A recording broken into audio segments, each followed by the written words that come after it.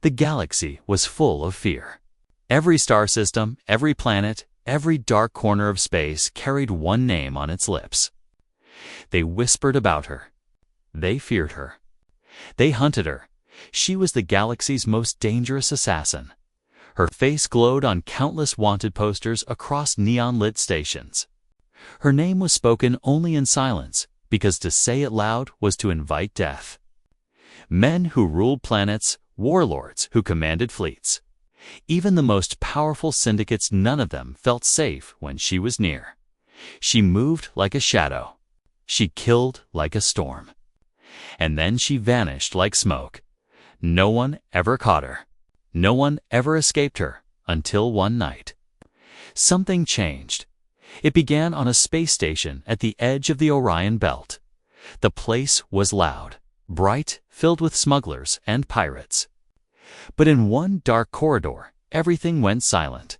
She walked there, dressed in black, her eyes sharp, her steps light. The hunters had followed her here, 3 of them, armed and confident. They thought the bounty would make them rich. They thought tonight they would take her down. They were wrong. The first man didn't even scream. He fell with a blade through his chest. The second tried to fire, but she was faster. A flash of steel, and he was gone. The third dropped his weapon, begging for life. She looked at him with cold eyes, and then she turned away. She never wasted time on weak men. The station alarms blared. Security forces closed in. Her name appeared on every holoscreen.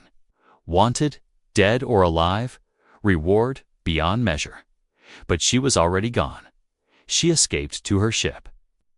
A black vessel that cut through space like a knife. She sat in the cockpit, her face calm, but inside, something burned.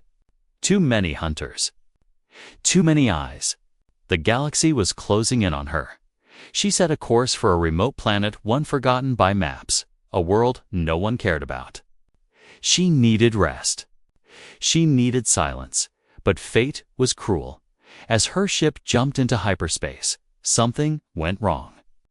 A blast rocked the hull. She had been tracked. Syndicate assassins had planted a device. The engines burned, the controls failed, and the ship fell from the stars like a dying bird. She crashed into the planet's surface, fire and metal raining down. Trees burned, ground shook, and the once quiet land was torn open. She crawled from the wreck. Blood on her lips, pain in every bone. For the first time in years, she was weak. For the first time, she could not run. The galaxy's deadliest assassin lay broken in the dirt. And this is where her story truly begins. Far away. In a small wooden house near the forest, a man lived alone. He was human, simple, and quiet. His days were filled with farming, hunting, and silence. He had no family, no friends, and no enemies. But that night, he saw the fire in the sky.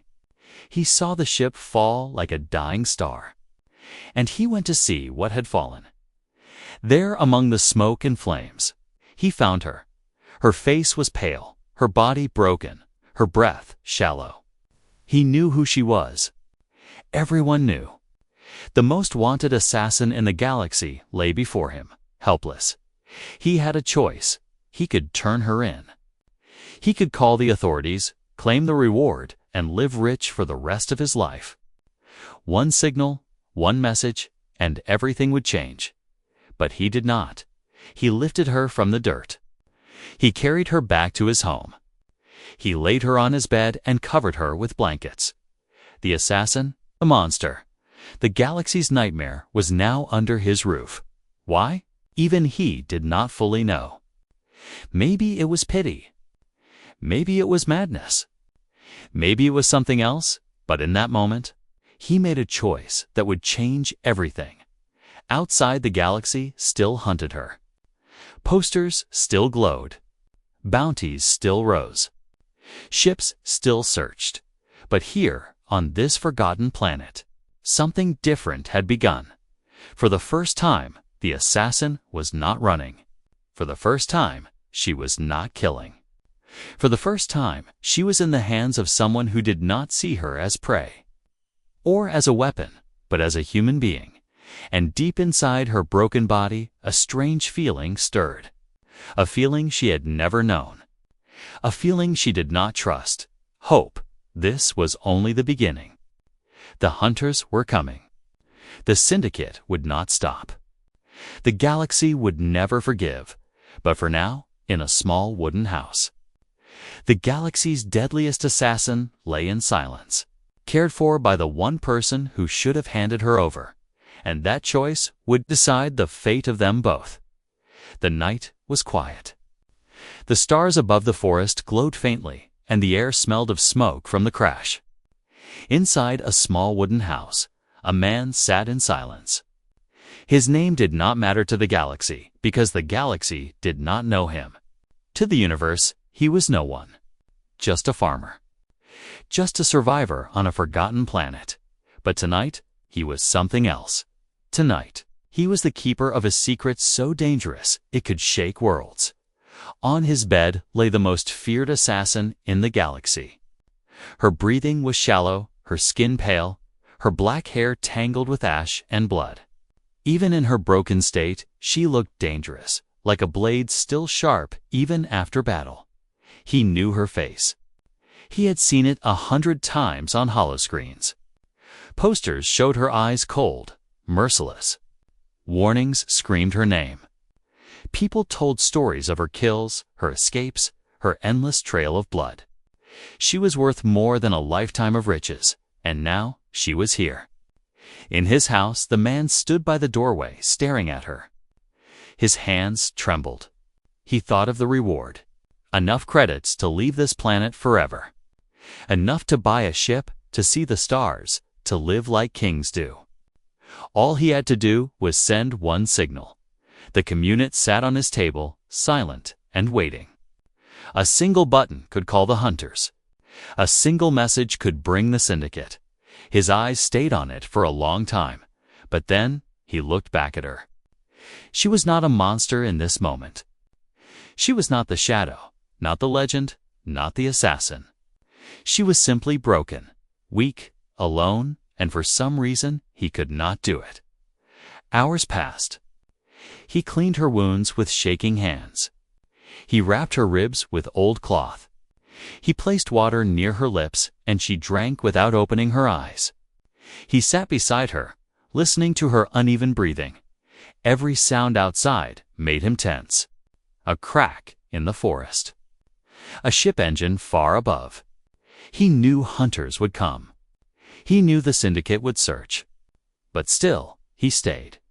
Finally, when the night grew deep, her eyes opened.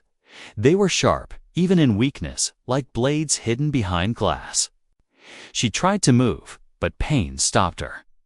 Her voice was low, almost broken, but filled with suspicion. "Why?" she whispered. The man did not answer at first. He had no great speech, no reason that made sense. He only said quietly, "No one deserves to die alone." Her lips curled, almost like a smile, but colder. "You are a fool," she said. He nodded. Maybe he was. The assassin tried to rise, but her body betrayed her. She collapsed back into the bed, her breath heavy. She hated this weakness. She hated needing help. She had lived her whole life without trust, without kindness, without safety, and now, as human, this simple, nameless man chose to protect her. It made no sense. She studied him with tired eyes. He was not strong, not fast, not skilled in battle. His hands were those of a worker, not a fighter. His house was small, poor, fragile. And yet, he looked at her not with fear, but with something she did not understand, pity. The next day, dawn broke with fire in the sky. Ships not many, but enough. Hunters had landed. The news of the crash had spread fast. They would search the forests. They would smell blood. They would burn the land if they had to. The man watched from his window as smoke rose in the distance. Villagers screamed. Blaster fire echoed. The hunters were close. He turned to her. She was awake now, sitting weakly, her blade on her lap, though her hands shook. Her eyes narrowed as she listened to the chaos outside. "They are here for me," she said. He nodded. "You should leave me. If they find you with me, you will die too." The man shook his head. "Then let them come." She stared at him, silent. For a long moment, neither spoke. Something inside her shifted. She had heard men say brave words before. She had watched them fall when fear struck. But this man, this simple farmer, he looked at death as if it did not matter, and that unsettled her. By nightfall, the hunters drew closer. The house was surrounded by silence, but it was the kind of silence that hides danger. She could feel them. Years of killing had given her instincts sharper than any blade. She knew they were near. She gripped her weapon, forcing herself to stand. Pain shot through her, but she ignored it. The man lit a small lamp and placed it on the table. His face was calm, but his eyes carried a quiet fire. He had chosen his side. For the first time, she felt something strange in her chest. Not fear, not anger. Something far more dangerous. Trust the hunters would come. The blood would spill. But before that night ended, she realized something terrifying. The most dangerous assassin in the galaxy was no longer fighting just for. She was staying because of him, and that made her story more dangerous than ever before. The house was quiet. Too quiet. The assassin sat on the edge of the bed, her body stiff, her blade across her knees. Every sound made her tense. A bird outside, a branch breaking in the wind. Even the creak of the wooden walls. Her instincts screamed danger, though the room was calm. She hated this. She hated silence. In silence, her thoughts returned. And she did not like her thoughts. The man moved about the room, slow and steady. He placed food on the table: bread, dried meat, water. Simple things. Nothing special. He did not speak, and he did not look at her. It annoyed her. Finally, she asked, her voice sharp, "Why do you not hand me over?" He didn't answer at first. He sat down, broke the bread in half, and ate. Then, softly, he said, "Because I don't see a monster." Her eyes narrowed. "You are blind, then." He looked at her for the first time. His gaze was calm, steady, unafraid. "No," he said. "I see a person who is tired of running." The words cut deeper than any blade. She wanted to laugh. She wanted to mock him. But she could not. Because part of her knew he was right. Tired. Yes, she was tired, but she would never admit it. So instead, she said coldly, "If you keep me here, you will die. When they come, they will kill you first." The man only shrugged. "Then let me die with a choice I made." She stared at him, stunned. In all her life, she had heard men scream, beg, curse, or lie. But she had never heard such quiet resolve. Days passed, her wounds healed slowly. She trained her body again, even in pain. Push-ups beside the bed. Blade drills in the yard. Every move hurt, but she welcomed the pain. Pain reminded her she was alive. Pain was something she could control. The man watched, sometimes silent. He never asked questions. He never spoke of her past, her kills, her bounty. He simply lived working on the farm, hunting in the forest, repairing his tools, and this silence was worse than interrogation. She wanted him to fear her. She wanted him to see her as the galaxy saw her. But he refused, and it made her feel something dangerous, human. One evening, as the sun sank behind the trees, she asked him again, "You risk your life for nothing. Why?" He wiped dirt from his hands and looked at her with the same calm eyes. "Because everyone deserves a chance to stop running." She froze. Her past flashed in her mind: blood, screams, the faces of the ones she killed. She had never stopped running. Not from enemies. Not from guilt. Not from herself. And now, this man, this simple farmer, dared to offer her something she had never believed in. A chance, but peace was not made for her. That night, the forest shook with distant sounds, blasters, shouts, the engines of ships. Hunters were near again. She sharpened her blade by the window.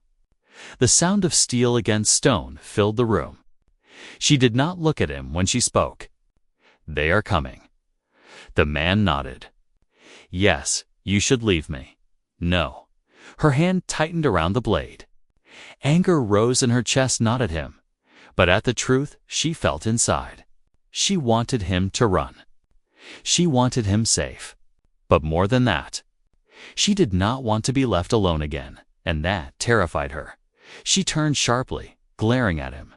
"You are a fool. When they come, they will kill us both." His voice was quiet, but strong. "Then we fight." For the first time in years, she did not know what to say. Her life had been made of orders, contracts, and blood. She killed because she had to. She survived because she must. She never fought for anyone but herself. But this man, this human, was ready to fight for her. The night grew colder. She sat by the fire, staring into the flames. The man slept in a chair, head tilted, hands folded. He looked peaceful, fragile, unguarded. She could kill him easily. One cut, one silent move. No one would ever know. But she didn't. Instead, she watched him. And in the glow of the fire, she felt a strange, dangerous thought. Maybe she was more than what the galaxy made her. Yet outside, danger waited. The hunters were close, their ships hidden in the woods, their eyes scanning, their weapons ready. Soon, they would find her. Soon, the man's quiet home would be broken by fire and blood. And when that moment came, she would discover something new. That fighting for someone else was more terrifying and more powerful than fighting for herself. The night was cold. The fire in the small wooden house burned low, its glow flickering against the walls. She sat on the floor, her back against the bed, her blade resting across her knees. The man slept in the chair, breathing softly, but she did not sleep. She never truly slept. Instead, she closed her eyes. And when she did, the shadows returned. She was a child again. Small, weak, hungry. She remembered the streets of a ruined city, the smell of smoke and blood. She remembered the day the syndicate found her. They called it a recruitment.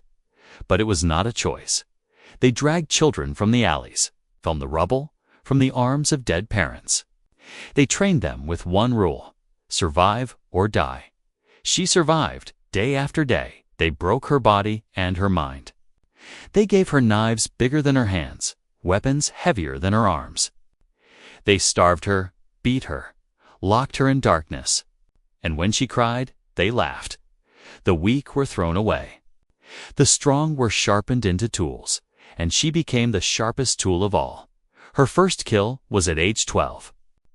A boy, younger than her, who refused to fight. They threw him in the pit with her. They ordered her to finish him. She said no. They broke her ribs. They broke her will. Then they placed the knife back in her hand. The boy begged. She looked into his eyes, and then she ended him. That night, she learned the rule that would follow her forever. Mercy is death. She grew. Faster, stronger, deadlier. The syndicate made her into a ghost, a shadow no one could touch. She killed generals, kings, traitors, rivals. Whole worlds whispered her name in fear, but every time she looked into the mirror, she did not see herself. She saw the blade they forged. A weapon, not a person. And the worst part? She believed it. Her eyes opened suddenly. She was back in the wooden house. The fire cracked. The man shifted in his chair. She touched her blade, her hand shaking slightly. Why was she remembering these things now? She had buried the past long ago. She had locked it deep where it could not reach her. But here, in this quiet place, the walls inside her were breaking, and she hated it. The next morning, she stepped outside. The forest was calm, birds calling in the distance, the wind carrying the smell of pine. It was almost peaceful, but peace was dangerous. She gripped her blade, swinging it through the air, training her body, pushing against the pain of her healing wounds. Every strike, every step was sharp, precise. But her mind was not clear. The man came from the trees, carrying firewood. He stopped to watch her. She moved like liquid steel, every cut perfect, every motion deadly. Finally, she noticed him. "Do not watch me. I only watch because you move like no one I have ever seen," he said. She scowled. "I move like a killer. That is all." He placed the wood down and shook his head. "No. You move like someone who survived what others could not." His words struck her harder than any weapon. She turned away, angry at him, angry at herself. That night, the memories returned again. Her syndicate master's voice echoed in her mind. "Compassion is weakness. Attachment is death. You are nothing but the blade in my hand," and she had believed it. She had lived by it, so why? Why did this human's voice stay in her ears instead? Why did she hear no one deserves to die alone every time she closed her eyes? It was weakness. It was foolishness. She should have killed him the night he found her. She should still kill him now, but she didn't. The hunters drew nearer. She could feel them. Instinct told her they were closing in, circling, waiting for the right moment, and yet, for the first time, she did not think only of escape. She thought of him. If they found her here, he would die. And that thought hurt. The galaxy's most dangerous assassin had never allowed herself to feel pain that was not physical. But now, the idea of losing someone she had not even asked for tore at her in ways she could not explain. The shadows of her past would not leave her. They whispered to her in the night, reminding her of every kill, every scream, every drop of blood on her hands. They told her she was a weapon. They told her she could never change. But now a new voice battled them. A human voice. Soft, stubborn, foolish, and she did not know which voice would win. The fire burned low again. She sat awake, staring into the flames. Her blade lay across her knees. Her eyes glowed with something new, not fear, not rage, but conflict. For the first time in her life, she wondered if she could be more than the shadows of her past. But outside the walls of the wooden house, the hunters waited. And soon they would test her answer. The clearing was silent. The bodies of hunters lay scattered across the ground. Smoke rising from blasters, the smell of blood heavy in the air. Only two figures still stood: the assassin and the syndicate leader. He stepped forward slowly, his black armor gleaming, his eyes locked on her. The firelight reflected in his gaze, turning them into burning coals. "You think you can kill me," he said. His voice was calm, almost amused. "I built you. Every scar, every lesson, every kill you are mine. Without me, you are nothing." She stood still, her blade raised, her chest rising and falling with each breath. His words cut into her deeper than steel. Because once they had been true. Once she had believed them, but not anymore. She glanced sideways at the man, bruised and bleeding, but still standing. He met her eyes and gave the smallest nod, and for the first time in her life, she did not feel alone. The leader moved first. His strike was heavy, a blade of steel crashing down. She blocked, the impact shaking her bones. Sparks flew. The sound echoed through the burning forest. They fought like shadows and storms colliding. Her speed against his strength. Her defiance against his control. Every strike carried her past every scream, every memory, every life she had taken because of him. And every strike also carried something new, her choice. Her freedom, her humanity. The man fired arrows from behind, forcing the leader back, giving her moments to breathe. But the leader laughed, even as blood streaked his armor. You are weak now. Attachment has made you soft. You fight for him, not for yourself. And that will kill you. She gritted her teeth, her blade flashing again. No, that is what makes me strong. The battle grew brutal. He struck her down, her knees hitting the dirt. Pain shot through her body, old wounds tearing open. His sword pressed against her neck. Submit, he growled. Return to what you are. Be the weapon again. Her hand trembled, her vision blurred. For a heartbeat, the shadows of her past screamed inside her mind. She almost let go, but then she heard another voice. The human's voice. No one deserves to die alone. Her eyes snapped open. She roared, twisting, driving her blade upward. The steel cut through armor, through flesh, through the monster who once owned her. The syndicate leader gasped, his eyes wide in shock. His blade slipped from his hand. He staggered, blood spilling, and fell to the ground. The shadow that haunted her life was gone. The forest went silent again. The fire crackled. The smoke drifted. The only sound left was her breathing, heavy and sharp, and the man's quiet steps as he came to her side. She looked down at the body, then at her own hands, trembling and red. For the first time, she felt something strange after a kill. Not victory, not relief, but release. The chains in her mind had finally broken. She turned to the man. His face was bruised, his clothes torn, but his eyes were steady. You saved me, she whispered. Her voice was raw, not from battle, but from truth. He shook his head. No, you saved yourself. She almost smiled. Almost. For so long she had been told she was nothing but a weapon. But tonight, in this burning forest, she felt something different. For the first time, she believed she was human. As dawn rose, they stood together at the edge of the forest. The smoke behind them rose into the sky, carrying the ashes of her past. The syndicate would send more, perhaps stronger, perhaps endless. But she did not feel fear anymore. The galaxy's most dangerous assassin was no longer running. She looked at the man, her voice soft but steady. I was a weapon. You made me human. He said nothing, only walked beside her as they left the ruins behind. The galaxy still hunted her. The posters still glowed. The bounties still rose, but she no longer cared because for the first time in her life, she was not walking alone, and together.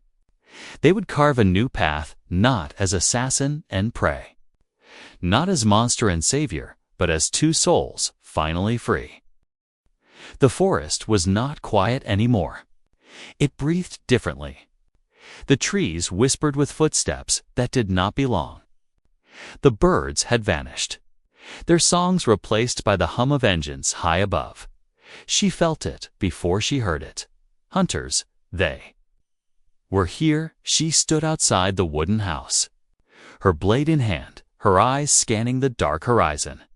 The air was sharp, heavy with the smell of smoke. The man walked up behind her, carrying an old hunting bow. It looked weak, fragile compared to the weapons she knew. They are close, she said flatly. He nodded once. No fear in his face. I know, her jaw tightened. You cannot fight them. They are trained, armed, merciless. Then let me die standing, he answered calmly. Her eyes flickered toward him, sharp as steel. Do not speak like that. But he said nothing more. He only prepared, his hands steady by nightfall. The forest glowed with faint light's red beams sweeping between the trees, scanning for heat, for movement. Ships rumbled in the distance, their engines low and predatory. The hunters spread out in squads. They were professionals. Syndicate men. Ruthless, patient, efficient. They burned small villages, dragged out survivors, demanded answers, and each time a villager screamed. The assassin's grip on her blade grew tighter. She had lived this life before. She had been these hunters once, tearing through homes, leaving blood behind.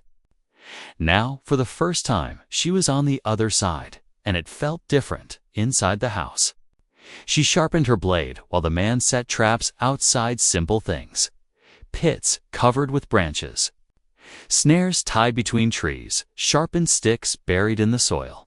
They would not stop trained killers, but they would slow them down. Why do this? She asked him quietly. He looked at her, his face shadowed by firelight. Because running doesn't always work. Sometimes you must make a stand. She froze. That word stand was not one she ever used. Her whole life had been running. Kill, escape, vanish. Always forward, never rooted, but now, with him, the idea of standing felt possible and terrifying. The first hunter arrived at midnight. A tall man in black armor stepped into the clearing. His visor glowed red, his blaster raised. He scanned the house, silent as a wolf. She crouched in the shadows, holding her breath. The man stood by the door, bow in hand. The hunter stepped closer. 1 step, 2 steps. A snap, the trap triggered. A branch whipped forward, slamming into his helmet. He staggered. Before he could recover, an arrow flew. It pierced his throat. The assassin moved fast, finishing him with her blade. The body dropped, and the night went silent again. But silence was not safety. The forest soon echoed with shouts, the hunters calling to each other. They knew where she was now. They would come, more of them, stronger, faster. She looked at the man. His face was calm, but his hands shook slightly as he reloaded the bow. "You are not afraid?" she asked. "I am," he admitted. "But fear is not enough to stop me." Her chest tightened. She wanted to tell him to run. She wanted to push him out the door, into the woods, far from her curse. But the words caught in her throat, because she did not want him to leave. Hours passed. The hunters circled like wolves, testing, waiting. Every rustle of leaves, every crunch of boots in the dark pressed against her nerves. She had faced armies, fought syndicates, killed kings. But tonight was different. Tonight, she was not just fighting for herself, she was fighting for him, and that was far more dangerous. Before dawn, the attack came. Blaster fire ripped through the walls. The house shook with impact, wood splintering, glass shattering. The man ducked low, firing arrows into the dark. She moved like a storm, blades flashing, striking down shadows as they rushed inside. Blood sprayed. Screams echoed. She was the assassin against the shadow, the ghost, the unstoppable force. But there was something new in her strikes now. A fire she had never felt before. She was not killing for a bounty. She was not killing for survival. She was killing to protect, and that made her more dangerous than ever. The floor was slick with blood. Bodies piled near the doorway. But still, more came. Syndicate hunters, relentless, endless. The man was knocked down. A hunter raised his blaster, aiming at his chest. For a moment, she froze, and in that single moment, she realized the truth. She could not lose him. She launched forward faster than she thought possible, her blade cutting through armor, flesh, and bone. The hunter fell before he could fire. The man looked at her, breathless. She looked back, her chest burning not from battle, but from something far more dangerous. Attachment. The hunters were not done. She knew this was only the beginning. More would come. Stronger, deadlier. The syndicate would never stop, but as dawn broke, painting the forest in red light, she stood with her blade dripping blood. The man at her side, and for the first time, she whispered words she had never spoken before. This time, I do not run. The forest burned. Smoke curled into the morning sky. The ground was littered with broken bodies and scorched earth. She stood among them, her blade dripping red. The man beside her leaned against the wall of the ruined house. His bow cracked, his breath heavy. They had survived the night. But the storm was not over. The real danger had only just arrived. A ship landed in the clearing, its engines shaking the earth. Bigger, darker, deadlier than the others. The trees bent against its weight, and the hunters who still lived dropped to their knees. From the smoke, a tall figure stepped down. The syndicate leader. His armor was black steel, carved with scars of old battles. His eyes burned like fire, his voice deep as thunder. And when he looked at her, it was not with surprise, it was with ownership. "My blade," he said slowly. "I have come to take you home." Her grip on the sword tightened. Memories rushed back, chains, pits, endless drills, broken bones. His voice was the same voice that haunted her nightmares. The man beside her looked at the figure, then at her. "This is him, isn't it?" She nodded once. Her lips were pale, her face hard. "Yes, he made me what I am." The leader stepped closer, his soldiers surrounding him. "You were lost. You ran. But you cannot run forever. You are mine. You were always mine." She raised her blade. "I was never yours." The clearing erupted. Blasters fired. Arrows flew. She moved like a storm, cutting through soldiers with merciless precision. Every strike was filled with rage and defiance. The men fought beside her, slower, weaker, but steady, refusing to back down. But the leader did not move.